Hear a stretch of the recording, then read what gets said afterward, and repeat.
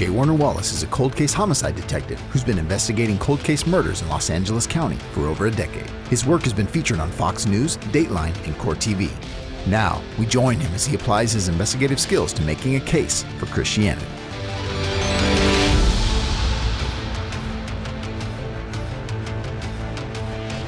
So I think that this last weekend was my first real chance to see Olivia's planning power. How the other side lives. Yeah, but I mean, I don't think I knew, because she would share your itinerary if you were going back east, or even if you were going overseas, and she would share this itinerary with us. Oh, here's what we're going to be doing.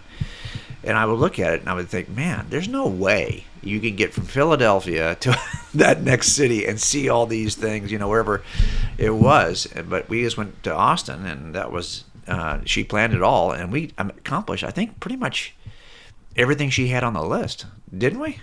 Well, growing up, like our family vacations, we would go somewhere, and every day, maybe we had a general idea, on this day we got to do this because that's the only day that they're open or something. Yeah. But otherwise, it would kind of be like we would wake up and we'd say, well, what do we feel like for lunch? What do we feel like doing after lunch? And we kind of just go with the flow, and it was a little more slow-paced kind of trip. But Olivia, my wife, is she is such a 110% about everything she does, and she wants to, if she goes somewhere new, she wants to experience everything that you could possibly experience, all the best things, and as much as possible. Especially if this weekend we were only gone for we were there in Austin for like a day and a half. Yeah. But we're trying to experience it everything we could in a day and a half. Yeah, and get an idea of, like, if we actually lived there or were from that area, what would life really be like? What's life like for people who are there? So we're trying to see everything that you're supposed to do, even though it's only in 2 days. So she maps it out. She's got like it down to the minute. How long is it going to take to get from one place to the other? And we're trying to fit in as much as possible. Sure. And sometimes we don't hit all our things if something goes long. And we almost missed going out on the boats because lunch ran long one day. But actually in Austin, I think we hit pretty much every single thing that we had mapped out, except for dinner. Yeah, that was was my favorite thing, was that classic. They have these boats there on Lady Bird Lake that are like classic cars. They look like classic cars, like a Cadillac or whatever, and they're actually boats, and you can rent them and take them around the lake, which we did. That was really fun. And also, it was so hot because it's Austin.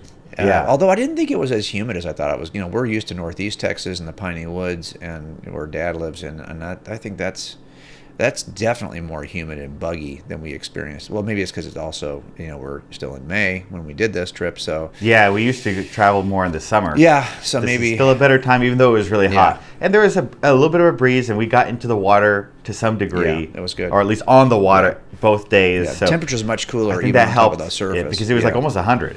Yeah, no, for sure. It was pretty brutal. But the only thing we didn't see was the bats. I was kind of bummed that we didn't see bats, but I think it's just we caught that window when the bats aren't as active, and so we didn't get a chance to see the bats at the bridge. I never knew that about Austin before this trip, but yeah, I guess that's like the thing you're supposed to do. And we went out there, and this bridge that they live under, you could see was packed with people. Yeah. Every place there was way stand, more people than there would have standing. been bats anyway. And we stayed there for like an hour, but we had read that kind of mid-May was not really a good time to see them. And I don't know if they ever came out, but we stayed probably, 15 minutes, half hour after sunset. Maybe more than that. Yeah. And never saw anything, and we had to get going to the next thing. So at least we tried. Yeah, at least we saw that that's what you're supposed to do. But it just didn't work out. I thought it was a great trip. I thought that there's some things about Austin that are weird. When they say keep Austin weird, there are some things that are you don't expect anyway for a town. Like if you've been to Dallas and experienced Dallas, if you've been to Houston and experienced Houston, it's not like Austin. Austin's much more creative, artistic. It probably is more like a California city, than it is a Texas city. It feels that way, at least. Well, that was kind of one of the things that made us want to go, is we had heard of so many people who'd left California and moved to Austin. Yeah. And actually we have a couple friends who did it in reverse, from Austin to California. But we thought, well, there must be something to Austin, but we didn't know really anything about it. And it's one of the few cities that is like blends the rural life and the big city life, because you've got that it is a big city. Yeah. but then you'd go 5 minutes, 10 minutes down the road, and if you were just dropped there, you would never know that there was a big city right next door. And a big city like Austin, which is artistic enough that, my background is in architecture, and so that if you like architecture, you're going to find that a lot of the architects who've worked in that city have taken time to do a good job. Even the residential stuff in some of the neighborhoods that are close to the city, you can see them starting to transition from kind of the classic Texas houses that we would see and into more contemporary languages. So you can see this transition, and that's just it just feels very different than my experience in Dallas, my experience in Fort Worth, my experience in Houston, San Antonio, a lot of other places. Austin's just different. In that sense, it was fun to see. But then we got back, and I got a text the next day from Mark Middleburg saying, hey, we want to take, not me, they wanted to have lunch with you. So we set that up for yesterday. I thought. Well, that was good. I think he just threw me in. No, they know you, but it was nice for me to be included. Well, no, they wanted, because they knew you were going to CCU, so they knew you were one of the first graduates of this Colorado Christian University program that Lee's established, and I think they've done a good job of. I mean, you've been taking it for a year and a half, so you're one of the first graduates, and I think they just wanted to touch base with as many graduates as they can, and it's not always easy to do but they happen to know us, so that made it a little bit easier. And I posted the picture on my Instagram. I'm going to post the video today, I think, that Lee took. He put it on his Twitter account. So, but I thought it was... Well, it was a little early. I'm still in the program. At the time we're recording this, maybe I'll be done by the time this gets posted. I think you will. I have 2 weeks. I have the rest of this week, which is like just a few days, and then I have next week. But I'm close, so it was a little premature, but I think that I'm going to graduate. I'm pretty sure that I will actually be done based on how things are going. So I guess it was okay. I was a little hesitant to celebrate too early, but it was great. The program at Colorado Christian University is run by both of them, and I assume that they have different roles in terms of how they put it in, but it's the Lee Strobel Center for Evangelism and Applied Apologetics, and I think the two of them, they're like a dynamic duo anyways. Mm-hmm. And so it was cool to talk to them. You could tell from the conversation we were having that they had tried to go out of their way to talk to people who were in the program to see what was the feedback, what are they were talking about, hey, should we change the workload? Yeah. Definitely, I have a friend who's going, this is an all online program. And that's why I chose it, because I'm working full time. Right. I've been out of college for 10 years. Yeah. I wasn't... it's hard to go. It would have been hard for me to go straight from my bachelor's into a master's program back then. But at least I was like in the process of doing school. You were in the custom of it. Yeah. Now it's been 10 years since I had to do any homework, write an essay. I mean, I guess I write a lot other than school, but still to write an essay, to have a prompt and an assignment you're out of the practice. Yeah, sure. But this was like a low barrier to entry. I could do it on my own time. It's all through their. CCU has a college of adult and graduate studies, and that's what it's all designed for. People who are already working in a career, have a family. But it is a pretty heavy caseload. Other friends of mine are taking online courses. They'll be like 8-week courses. Maybe you have like one assignment a week. But these were 5-week courses. Every course is 5 weeks. There's 3 assignments a week. And some of the topics for certain courses, I mean, it's extremely condensed when you're talking about like archaeological evidence of the Old Testament, and I've got to try to learn all of it in 5 weeks is very quick. Yeah, we did there was one book, one class, one of the books. It was like only a third of the class was focused on this one book, written by a Universalist, all on the problem of evil. But it was pretty high level, kind of philosophical language. It was a short book, but extremely dense. It was so I would have to read the same chapter over and over, really to even understand what they're saying. Yeah. And now I got to read this book within that 5 weeks, actually somehow understand it, and then I had additional assignments on top of that. So it was tough, but I think that's kind of what you want. Well, in a and it was program. interesting. I wouldn't want to come away feeling like it was too easy. Anybody could do it. You want to feel like you worked for it, and you want to feel like you learned something. Yeah, it was interesting. I thought too that they said they had talked to other graduates or other people who were in the program, not quite yet graduating, and it's older, closer to my age, who wanted to learn this stuff and had complained that it was a little bit too much work. But that is a balance you're trying to do, right? You have this online, and the complaint is, or the criticism will always be, oh, well, it's just an online program, right? So they'll try to do is raise the bar, make it so difficult, make it a little more difficult, so that you feel like, hey, no, actually you had to do a bunch of stuff, which you lacked though, and you have that interaction online with the other members of the class, and chat, and all the way they do that, but you do lack that access, that kind of everyday face-to-face access with a professor that you're in class with. But I think that they made it difficult, and Mark said this, they had to weigh that. Do they make it accessible? But the bar is still high. How do you find that balance so that you feel like once you've done it, you actually are prepared in the areas that you need to be prepared in? And I thought that was interesting that they tried to weigh that balance. I think it's a good program. Look, there's lots of good programs out there, but not all of them are entirely distance education, and that's really the future. I think what really kind of happened during the COVID sequence. So a lot of things kind of shifted anyway, but this is designed so you can be delivered completely remotely, and that's I think going to be the future for education for a lot of us who are getting master's degrees as we're working full time. I did the same thing.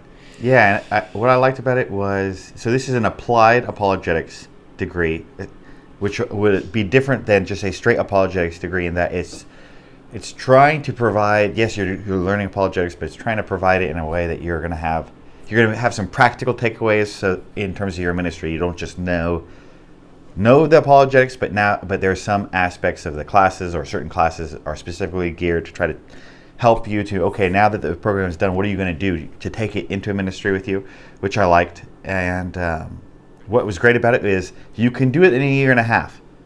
Now, a lot of the students that I started with ended up having, they probably have busier lives than me. I have no kids, and I have a work schedule that kind of allows me probably a little more flexibility than other people. But some of them had to transition to a longer course. But if you like 3 years want to get a degree, and for me, I wanted to get a degree, and I wanted to get it as fast as possible because I don't always know how far into the future I can plan. Your career, So I don't want to commit to 4 years of school because I don't know in 4 years what am I going to be doing exactly in work. What's my home life going to look like? So if you want to do it quick, you can do it. It's going to be a lot. It's going to be a ton of work, but you can at least condense it. You can do it. Yeah, I thought that was interesting too. So this is what I love about Lee. First of all, he's a dear brother, and he has been a great friend. And when I was nobody at all and writing a book and reached out to somebody who I'd only met once at a conference, Lee, we happened to be speaking at the same conference, but I was a nobody at a breakout session, and Lee was the man, okay? Well, back in that's how we first met. And I asked him then, I wrote the outline for the book, Cold-Case Christianity, and I sent it to Lee. And I said, hey, would you be willing just to endorse the book? That's all I was really hoping for, that he would be willing to endorse it. And he comes back and says, well, I'll write the foreword to it. And that really is, I think, one of the things that launched it for us, was that Lee was a supporter and wrote the foreword for it. So I really felt like, in some ways, I'm indebted to him. He's always been this way. And I love the fact that he doesn't even see himself as an apologist first. He sees himself as an evangelist first. And I was thinking about that yesterday as I was driving home.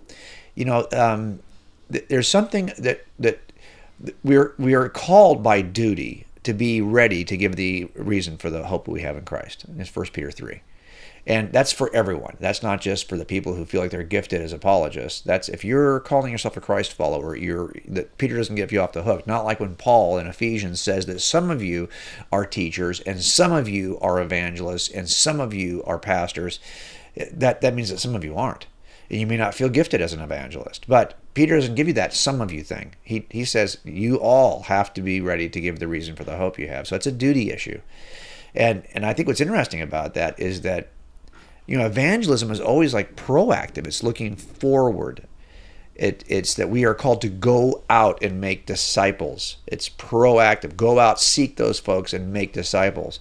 Whereas case making, apologetics, is in some sense disresponsive. Like, be ready to give an answer to those who have a question. That means that's not you going out and giving answers to people who don't have questions. You're waiting to hear what the question is, and then you're giving a response. So it's reactive, whereas evangelism is always proactive. And what I love about Lee is that he's trying to balance those two things. And that's what I think applied apologetics is about. It's about how do I find the balance between being proactive and reactive as a Christian. You have to do both. It's about, because it turns out the only thing that changes the world is not the case. What changes the world is the gospel.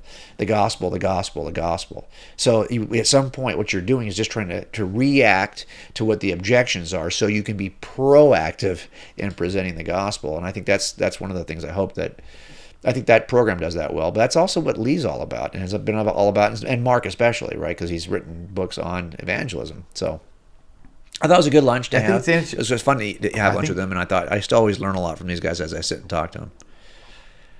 I think you guys are a good duo because you have a similar way that you came to Christ. It's not the same, right? But you kind of have a similar path of growing up in a very analytical profession, and then being exposed to evidence. And I think the two books, The Case of Christ and Cold-Case Christianity, if you read them, they're written very different. His is much more a interview. He's got a bunch of the experts being interviewed, and then he's got his commentary and his personal story in there, versus Cold-Case Christianity is a little bit more your personal story almost. But I think that they're in some ways complementary. If you like one, you're probably going to be interested in the other. Yeah. And we often are compared and confused for each other in terms of the books. So I think that is, it's all those C words, case for Christ, Cold-Case Christianity. That's a lot. It's almost like you did that on purpose to try to. Yeah, I was trying to piggyback off of his for sure. Yeah, for sure. I don't know if you remember this, but you were. I didn't know anything about apologetics until I think maybe Mere Christianity was the first apologetics book I read after becoming a Christian. But then Lee's book came out pretty shortly thereafter, or at least I was familiar with that it was out. You know, it's funny that I never thought of that as a category. When I never looked at those kinds of things in bookstores. I wish I'd have known that there was a category called Christian Apologetics. At least it would have been. I probably would have been distrusting of apologetics authors, but at least they could have used them as pointers to see what's the evidence they think is so great, rather than have to start from zero all the time. And so anyway, but I think that's what we're trying to do now. Here's what I want to do now. I was thinking, we were talking a little bit about this yesterday, and it's when we're sitting with Lee and Mark. This idea that there's many different approaches to how we could do apologetics, and I would say, would you agree that CCU is really kind of an evidentially based approach, or maybe like a cumulative case base or a classic apologetics approach? I mean, there's lots of different methods and approaches that people have taken historically to defend the Christian worldview, and I think sadly sometimes we divide. You've probably seen that too. If you're somebody who likes one approach to defending the case, we have a tendency to kind of start to hit on the other people who have the other approach and say, well, you're doing it wrong. As if there's a wrong way. In apologetics, people do kind of form into camps in terms of what their position is on what type of arguments you want to make and what type of evidence. I think that I don't know if CCU would describe itself the way that you described it as an evidentialist or cumulative case approach. But I think if you're going to do a program in apologetics, you're going to try to cover, I would assume, the widest, if I was running it, I'm thinking I'm going to cover the widest range of apologetics topics and arguments, and a lot of the oldest kind of apologetic material, because apologetics, you see in the first couple hundred years, people are writing on apologetics. Yeah. They don't necessarily call it apologetics. Some of the church fathers are writing. It's blended in with theology in general, but you start to see apologetic arguments. You start to see a defense for the case. Yeah, you see this in antiquity. Yeah. And so but those would be kind of what you describe as your classical apologetic arguments. And I don't think as an apologetics program you could exclude those. Sure. So even if you felt very strongly in one direction, that you didn't really like them, yeah, you took a more of a reformed approach. Yeah. So classical apologetics is not your cup of tea. I think it's worth reviewing and covering those things. Yeah. And so I think that the program made an effort to represent every apologetic kind of perspective to some degree. And it might be too that some methods or some approaches I think, do have more arguments or argue in different ways than others. And then some arguments can kind of be used by every approach, or by two or three different approaches might make the same argument, even though they may not use other evidences. Or so when you say argument, way. do you mean like lines of defense? Yes. Yeah. Yeah. Okay. Yeah. So, yeah, that makes sense. Because you'll see, like, there's the. Well, I guess maybe we should like define this for the audience. But there's many different ways to think about making a case for your faith, and some people will put more or less emphasis on the uses of evidence. And there's a lot of arguments about, can evidence really bring you to God? Right. Or does God bring you to himself, and now your evidence is just, now you can see the evidence, but that's not really what brought you to it. How does this all work? And based on your thinking on that, and maybe even your theological interpretation of portions of Scripture, you may favor one way or another, and that will influence how you respond. Your perspective on the role of evidence, or what is evidence, probably will influence your response to any given question. Like the problem of evil, that's like the idea that, hey, how can a good, all-living, all-perfect God, all-powerful God allow evil to exist? Yeah. Every apologetics method responds to this objection, but they might do it in slightly different ways because of their perspective on what counts as evidence, how does the evidence fit together, what's the role of God, how much emphasis are we putting on each of these things. I think that I felt the program did try to cover a wide range, but it's definitely difficult in a 1.5-year program to cover every little nuance of every possible perspective. Yeah, a lot of this, it seems to me too, and you probably saw this yourself, is it feels like a lot of this is based on whatever the theological construct is, whatever camp you're in. Each of us has a theological construct in terms of how we reconcile the sovereignty of God and the free agency of man. Like what is the role of what is that relationship between God's absolute sovereignty and foreknowledge and all of that, and his power to predestine the future, and what is our role? And so now look, classically, that debate, theologically, forget about apologetics methodologies, that debate has been robust, and you're going to fall somewhere in there. And if you try to cut the baby in half, and as they say, to kind of fall in the middle, you're just going to frustrate both sides. The people are entrenched in that view they hold of either personal freedom, libertarianism, this kind of Calvinist view. So depending on where you are in that spectrum of how you reconcile God's sovereignty and man's free agency, that often kind of, if you had a spectrum theologically there, you could, above that line of the spectrum theologically, you could find the different camps of apologetics that best reflect that one issue, the sovereignty of God. What role does God play, and what role do we play? And I think that's part of why we divide. And this is why a lot of people... It's got to be one of the most important factors, because if you feel theologically that God does everything to bring people to him, that all evangelism is essentially an act of God and humans have no role, then the evidences for your faith are not something that you would use to convince someone that Christianity is true, because God's going to do that.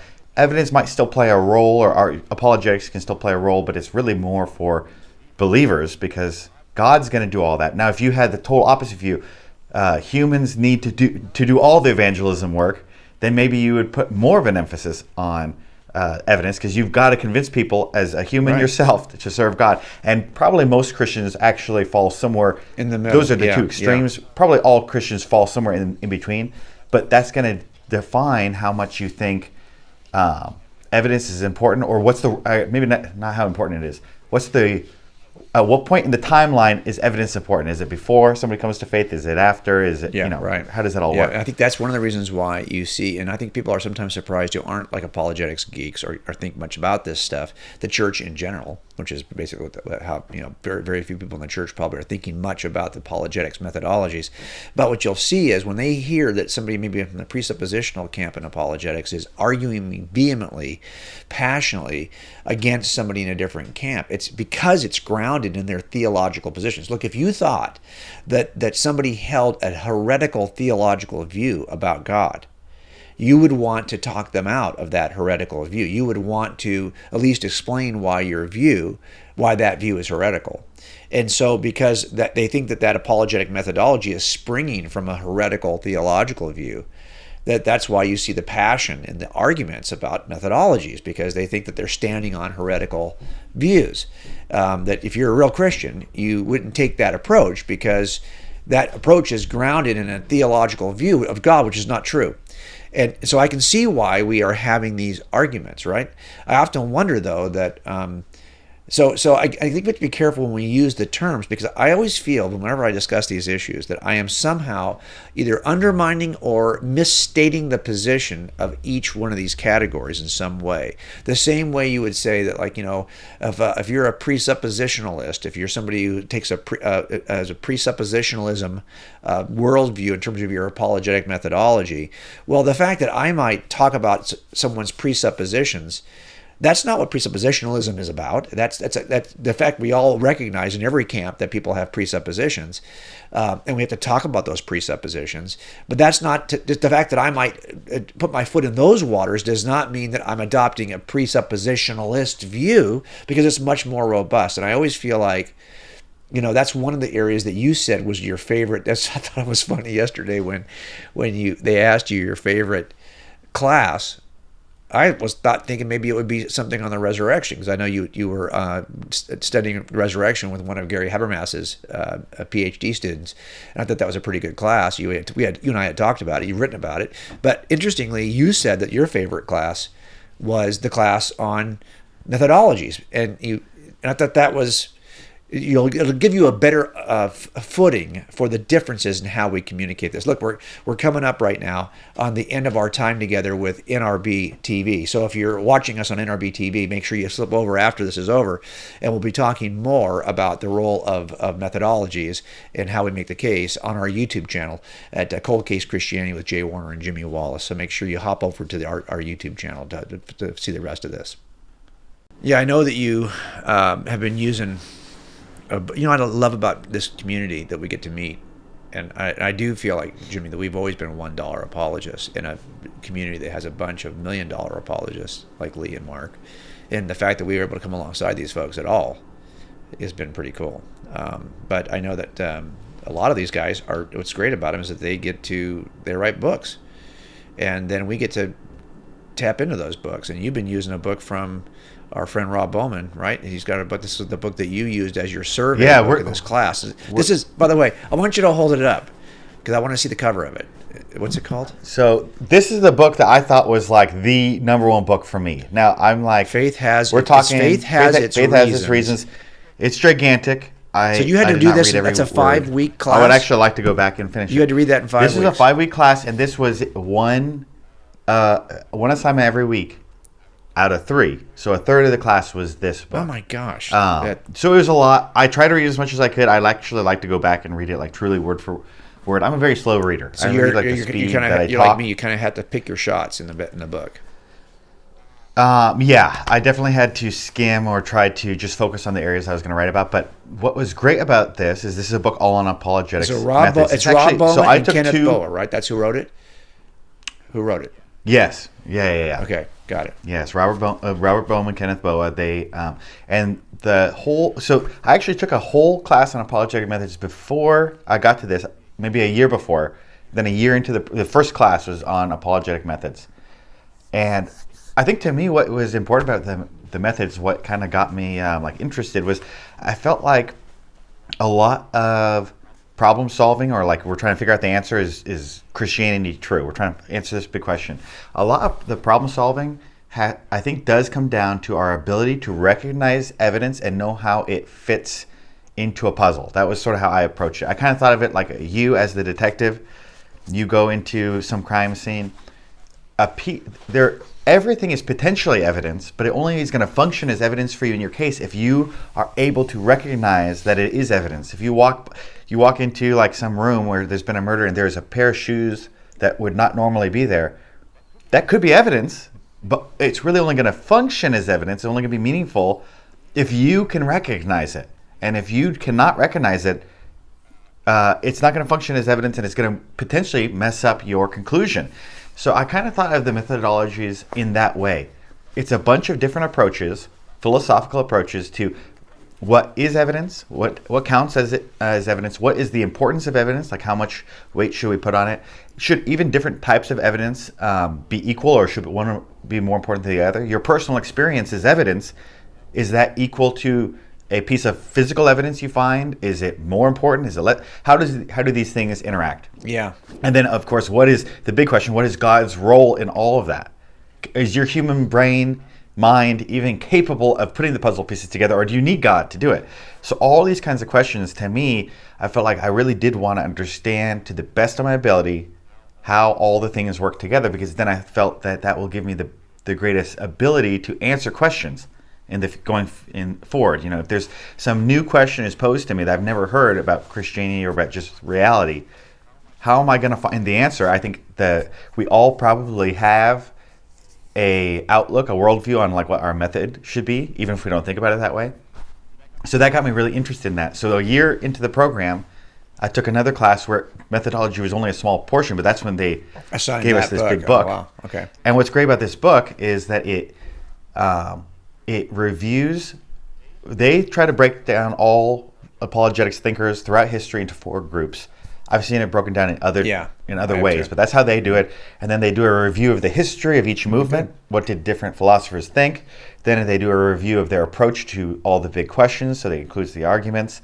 And then they, at the end, suggest some people who try to sort of blend all the styles. But what I came away with, Jimmy, they don't land it then. They don't say, well, but in our view, this stinks. This is good. This is not. It seems to me. Maybe there's a conclusion that they draw that's more strong that I missed, because, like I said, I didn't read it to the depth that I would like to read it. My perspective is that they favor some type of integrative approach, where you take what is worthwhile of all the different philosophies, and you see if they can stand together. And but see, here's the problem. Okay, so I'm just going to twist this a second. So here's the problem all of our presuppositional friends are going to say. It's like they're saying you cannot have a blended view of God's nature. I mean, God is going to be one way or another. And so if I, as a presuppositionalist, if I believe that God is the God that I see on the pages of Scripture, well, then I cannot blend a heretical view of, because basically your approach to, this is what they're going to say, your approach to apologetics is based on a misguided view of God and the role that God plays.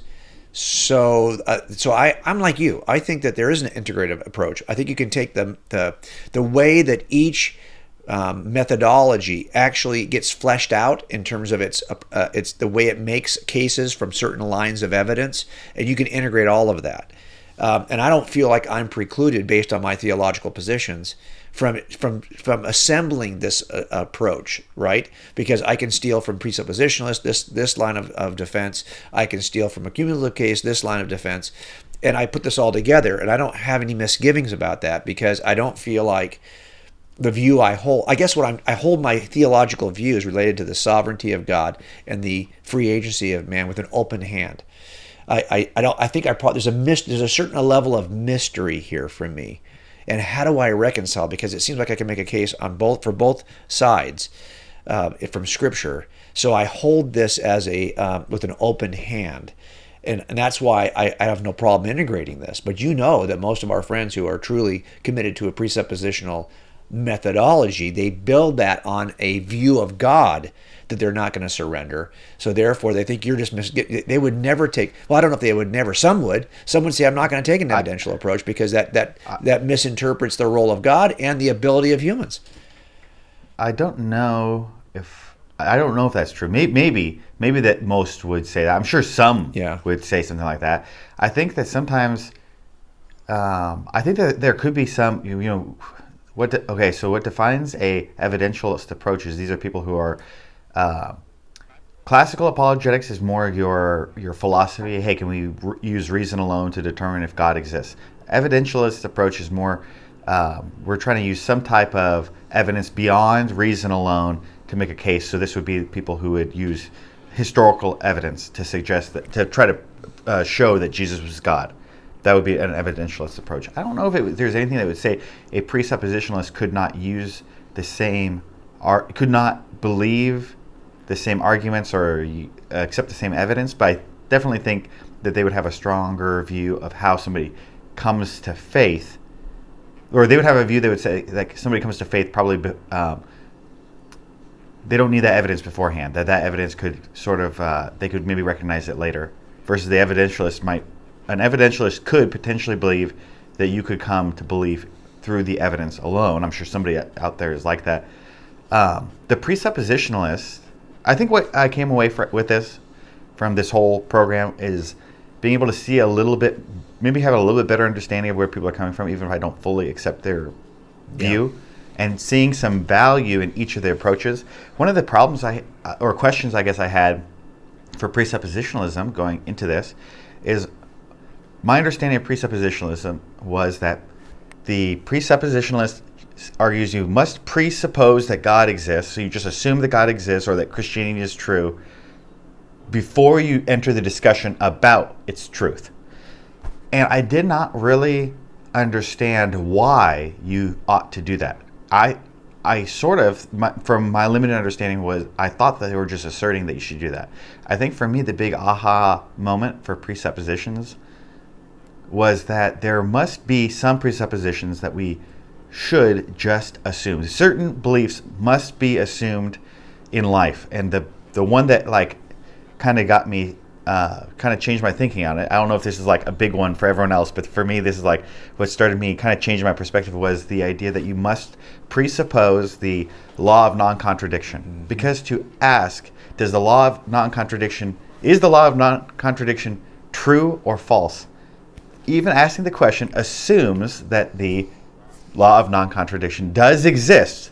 If it did not exist, you could not even ask the question. Right. And there's no way for us to have a conversation about the law of non-contradiction without first assuming it. So some presuppositions must be held. Like people, right. There are things that you just must presuppose, I guess, if that makes sense. So I guess my question now is, and this got me thinking, well, okay, if that's true, some things we must presuppose, some things, is God or Christianity one of those things? And I'm not all the way there where I'm a presuppositionalist. I don't know that we must. I think that God must exist for us to be able to reason, but I don't know if we must presuppose God to have a conversation about that. So I'm not all the way there, but I'm now starting to see, okay, it's not totally out of nowhere that we would argue you should just presuppose something. There are some things we should just presuppose. Well, sure. I just don't know now, for me personally, what are those things? Yeah. But I think that others would argue, no, God is one of those things.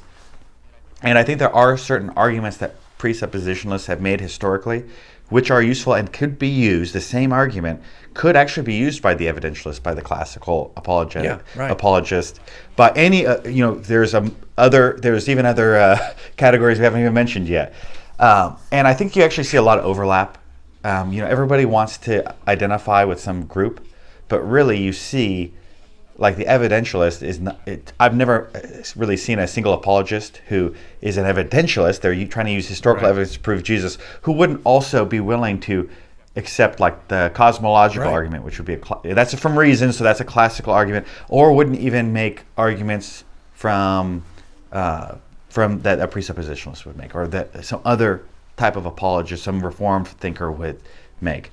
So I don't know if there's really clear distinctions. I actually don't think that if you jump into one camp, you therefore must exclude the others. And so that's why I kind of, I guess I've just come away seeing value, even if I don't fully accept every theological point that they make. So here's how I came at it, just to give you my 2 cents on it. I never thought much about the methodology. In other words, there was not a thick book that I read that had the different apologetics approaches. I was just charmed by the approach that Jesus took in Scripture, and I saw a much more blended approach. I saw, for example, he does use reason to argue for certain things. He also, though, points to certain direct evidence issues and certain indirect evidences that he would say in Gospel of John chapter 10, for example. He'll say, if you don't believe what I'm telling you, at least believe on the evidence of these miracles I've worked in front of you. So he would talk about the eyewitness testimony of John the Baptist, of the Father. So he's pointing to the categories of direct and indirect evidence repeatedly. And even when John, even for example, then later it says he gave many evidences, convincing proofs is that's usually how it's translated in the book of Acts chapter 1, for 40 days after the resurrection, as if the resurrection itself was not evidence enough. And of course it was. This would be considered, you have eyewitnesses. He commissions the eyewitnesses to testify about him. So he's saying he's relying on the strength of direct evidence that is going to be offered to the world around them in the book of Acts. You see over and over again, he takes a view in which he's incorporating, even when John the Baptist has got an issue and sends his disciples to Jesus and says, hey, John wants to know if you're the one. I don't see Jesus responding in what I might expect if he was in one of these particular camps, right? I'm just looking at what is the response of Jesus. Well, Jesus performs miracles in front of those disciples, and he says, go back and tell John what you just saw. That seems to be, he's relying on the indirect evidence of miracles to be reported back to John.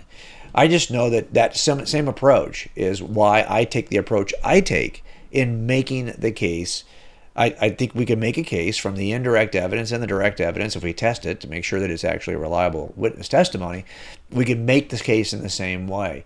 And I just have never thought about it. Well, how should I be? I don't have a philosophical structure that limits the way I go forward in doing that.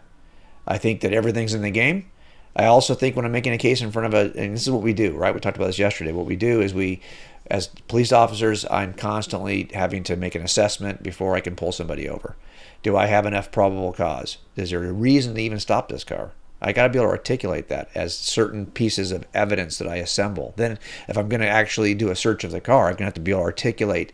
So later on, when we're in front of a judge, it's a legal search of the car. If I'm going to make an arrest, I've got to articulate what the elements were that led me to the arrest. If I'm going to go to trial, I've got to articulate why the arrest was valid and he's actually guilty. You're building this case based on pretty much stuff that, especially cold cases, you started off talking about, well, these methodologies kind of identify what should be considered as evidence to begin with. That's part of their method. That's part of the outflow of these methodologies, is that certain things will be considered evidential and valuable, certain things may not. And I think what cold cases are a matter of looking for what the first detective failed to see as evidential. And then you look at it and go, oh, that is actually good evidence. Here's why. And then we show it to a jury. To be fair, to all the perspectives, I wouldn't say that the presuppositionalist, somebody who's a reformed thinker, somebody even fideists, I don't think would argue that evidence is not valuable. Right. I think it's more what is its value, or what is its role. Yeah, what's its role? I think some Christians will argue that evidence has a role in someone coming to believe. Others, I think, would argue that it has a role once you've come to believe. Yeah. But no, I don't know if anybody would really say evidence is not valuable. We shouldn't be discussing evidence. Right. Maybe we would each value certain evidences over others. But I think I definitely, going back to what you were talking about earlier about people trying to pick camps or even see some infighting. I think we should all have a. It's great to have a conversation about these things, and I think we all want to think, what's the most effective or practical approach that we could take in our lives and our communities to communicate or just to serve God, whether it's whatever the interaction between us and God is. I want to serve God the best. What approach should I take? I think is an interesting or a worthwhile conversation to have. But I'm sure if we pulled the thief off the cross and we started questioning him about how did you, what's your philosophy on the role of evidence? How did you come to believe that Jesus hanging next to you is God, or that he could really save you? I don't know which apologetic method he would fall into. I don't even know if he would be able to articulate any of them. But he's still saved. He's still in heaven in the end. Even if he even if he said something that we thought was totally theologically wrong about the role of God and man, he's still saved. I don't think he needed to have. I think it's okay for us to come from different methodologies within apologetics. We're still within the Christian family. Right. I don't think we have to act like one of us is some type of condemned sinner. We're all just trying to figure out what's the best approach, what is really the truth. And some of this, I think, has to do with the fact that Scripture in certain places is not as clear as maybe we would. Right. I would personally like. I would love it if they would just make it a little more clear which one of these methodologies I'm supposed to adopt. Well, give me an example of that. But it's not always clear. And I think that's a great place to kind of wrap this too. Is that this is why I hold even the methodologies and the theologies that underpin this notion about God's sovereignty and our free agency. I hold them with an open hand. It's one of the first. It's the second question after I ask about Genesis chapter 1. The second question I'm going to ask God is this question about God's sovereignty and our free agency. But maybe I won't have to ask it. Maybe I'll understand it when I'm in His presence. But I think that those are the big questions that I have. And what I see in Scripture, for example, is that look, you could argue that John the Baptist was saved as a believer, but now has got questions. All we know is that the disciples said that John wants to know, are you the one? It sounds like he's not quite believing it yet, but he might be a believer. So therefore, the evidence after he's a believer has a role in buttressing or giving him more confidence. So there's a sense in which I can say there, it seems like the evidence is really being used for a different way. But when Jesus says, hey, if you don't believe me, at least believe on the evidence of this miracles, there's many examples of this, it's clear that he's talking to people right now who he doesn't think they believe yet.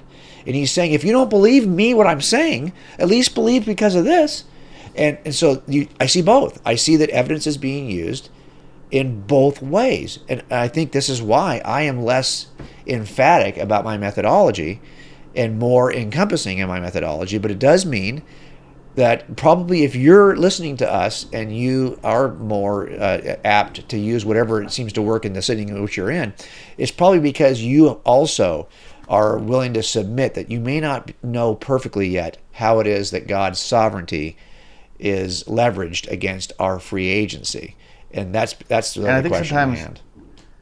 I think sometimes even if you saw an apologist who is doing things poorly, they're trying to make the case for God, and you think that they're just making a poor argument, or they're not a good speaker, or you see this, even you go to church and it's a guest speaker that week, and you're like, man, he's just not communicating the gospel the way that I would like. To do it, yeah. Hey, we can come alongside our brothers and sisters and try to help support them, help them grow, help them to improve if we think something is lacking. But I don't think we need to condemn them. I mean, we're all ultimately, if we're Christians, then we're trying to love God, submit our will to God, serve God. I think if somebody's doing that and is doing it in a way that their approach is just not worthwhile, but their heart is, their posture towards God is in the right place, then we can come alongside them and they'll probably hear what we have to say because they want to serve God like we want to serve God. Yeah. I definitely don't like the infighting to the point where we're now separating from each other. We can't even associate because I do apologetics better than you or worse or whatever. I mean, we're in one family. We have one mission to worship God. Let's try to do that together. And if I'm lacking, please help me. But I would hate for you to think that now I can't associate with you because I'm not doing as good a job as you are. Because I know I'm not. I'm new to this apologetics game. Yeah. So I can tell you what's interesting about that is that I think we just become more divisive about this and more divided about this because of the social media structure in which we live. We're in a world where, you probably remember before you were in high school when you didn't have social media on your phone at the end of your arm, is that you weren't always hearing the negative voices who did not appreciate the way you were doing this or that, or don't approve of your political stand, or don't approve of your worldview. You knew they were out there perhaps, but because you didn't have their voices in your ear all the time. And I think right now we've just amplified that. You know that the thing that gets the most clicks are not videos in which people agree. They're debate videos in which people start off disagreeing, and then they're hoping to see, basically it's like you're watching an MMA fight. And we are also shifted from a boxing kind of rules of engagement with boxing to basically I can kick you in the head now. So I mean, there are definitely some rules, but they're much more aggressive. I think we're in an MMA culture, and that's where we got to be careful as a church. I think that we cannot allow the kind of loud, angry nature of culture right now, where everyone's a hammer looking for a nail, start to change the way that we are. Remember, in the first centuries, the non-Christians looked inside the cloisters of Christians and said, wow, they love each other so well. That was the thing that they were moved by, the nature in which we loved each other. But now we are a public church, and the world can see how much we are divided from each other. We may have been that divided all along, but it's much more publicly accessible. And so I think we have to kind of learn to agree to disagree on some of these things. Yeah, I think in terms of you're talking about negativity gets the clicks or the controversy gets the clicks, I think it's kind of interesting. At least this is my perspective. Maybe I'm not representative of everybody, but I've clicked on videos because, yes, they were controversial or they had some type of over-the-top negative title, and I was trying to figure out, hey, what's going on with that? Yeah. And there was a guy recently who was talking on a topic that I was interested in. He had some clickbait title, and he had a very negative, controversial kind of take where he's just ranting about how terrible this thing is. But I thought, okay, it's interesting. I want to hear his perspective on this topic, so I subscribed. Well, I didn't realize until a few months later, now I followed him for a while, that every video is like that of his. He's not keeping, for me at least, he's not keeping my interest because I can't deal with negativity all the time.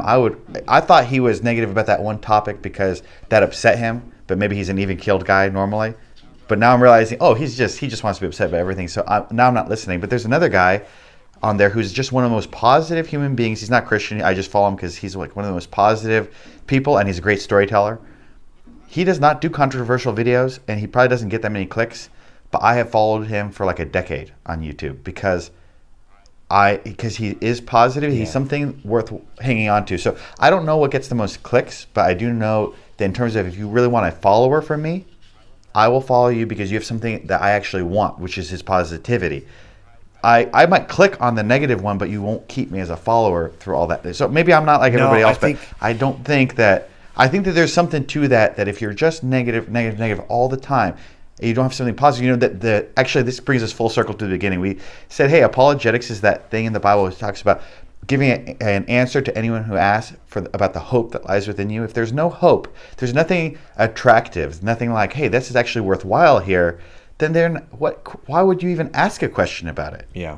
No, that's a great place to stop. I think you're right. That's why I want to. For the most part, we have not done those kinds of reaction kinds of videos on our website. And I think we grow at a slower pace. But I think that in the end, that proactive hope message needs to be more important than reacting to every little maneuver in culture, every bad news cycle that comes up. We certainly could jump on those and talk about why this thing that happened yesterday is so terrible. But I also don't want to live that way. It's hard to sleep at night when you're constantly dwelling on the negative. So we'll just leave it there. And I'm looking forward to talking to you again next week. To hear more from J. Warner Wallace, please visit coldcasechristianity.com. For more information on this week's topic, visit youtube.com/coldcasechristianity with J. Warner Wallace. Thank you for joining us on this Cold Case Christianity broadcast.